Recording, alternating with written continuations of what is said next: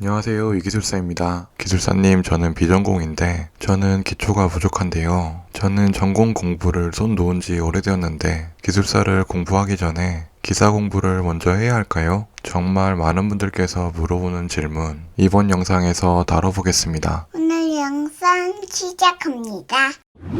생각보다 많은 비전공자들이 물어보시는데요. 저는 대학교에서 전자전기를 전공하고 전기기사랑 전기공사기사도 취득했고, 그리고 현재 전기 분야에서 일하고 있어서 비전공자에게 기사 공부가 필요할지 솔직하게 답변드리기 애매합니다. 비전공자라도 전기 지식이 어느 정도 있을 수도 있고 반대로 지식이 전혀 없을 수도 있기 때문입니다. 다만 제가 학원에서 건축전기를 공부할 때 다른 분야 기술사님들을 몇 분 만났습니다. 대부분 전기 지식이 전혀 없진 않지만 전공은 또 아닌 그런 분들이었지만 학원에서 건축전기 설비기술사 수업을 바로 들으면서 공부하셨습니다. 공부하면서 부족한 부분은 그때 찾아보면서 부족한 부분을 채우는 듯 했습니다. 그리고 어떤 기술사님은 건축전기 설비기술사 바로 따면 되지 굳이 전기기사는 뭐하러 따냐고 이야기하기도 했습니다. 그리고 다른 분야 기술사님 중 몇 분은 현재 건축전기 설비기술사가 되었습니다. 여러분이 비록 비전공이지만 관련 지식이 제로가 아니고 어느 정도 공부 머리도 있으면은 굳이 기사 공부를 할 필요는 없습니다. 비전공이면서 관련 지식이 없는 분들은 정말 죄송한 이야기이긴 하지만 기술사를 시작하지 않는 게 낫다고 봅니다. 전공자가 몇 년을 공부해도 합격을 보장할 수 없는 시험이 바로 기술사 시험입니다. 불필요하게 희망을 드리고 싶진 않습니다. 전공을 하신 분들도 질문을 많이 주시는데 만약 여러분이 전공이라면 기술사 공부를 시작하기 전에 기사 공부를 할 필요가 없습니다.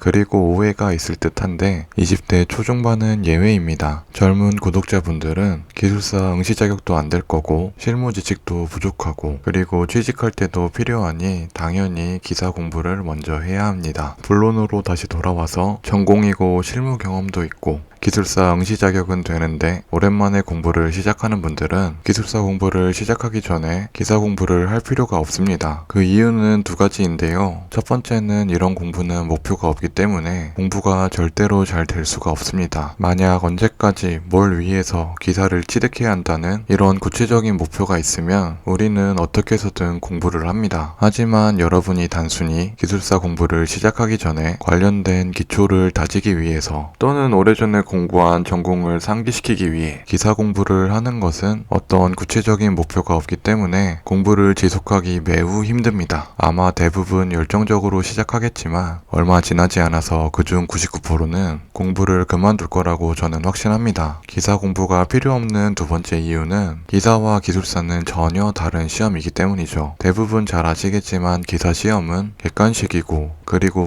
문제은행식이라 공부할 때 깊이와 이해를 추구하진 않습니다. 반면에 기술사 시험은 논술 시험입니다. 당연히 기사보다 더 깊고 넓은 지식이 필요하고 추가로 자신의 생각도 써줄 줄 알아야 합니다. 물론 기사와 기술사는 중복되는 내용도 있기 때문에 기사를 공부하면서 배운 지식이 기술사 시험에 명확하게 도움이 됩니다. 그렇지만 그와 반대로 기사 시험에서 다루는 내용 중에 기술사 시험에서는 그렇게 중요하게 다루지 않거나 출제 빈도가 낮은 내용이 꽤 많습니다. 이건 여러분 생각보다 훨씬 많습니다. 다시 말하면 기술사 공부하기 전에 기사 공부를 하는 것이 공부 효율이 낮다는 이야기입니다. 우리의 시간과 에너지를 무언가 구체적인 목표도 없이 효율도 낮은 곳에 투자할 이유가 굳이 있을지 저는 의문입니다. 여러분의 목표가 기술사라면 그냥 기술사 공부를 바로 시작하세요. 누구나 공부하면서 부족한 부분이 있고 부족한 부분은 그때 필요한 부분만 채우면 됩니다. 그리고 부족한 부분이 많으면 당연히 남들보다 더 노력하면 됩니다. 오늘 영상이 도움이 되셨으면 구독과 좋아요 시청해주셔서 감사합니다. 땡큐.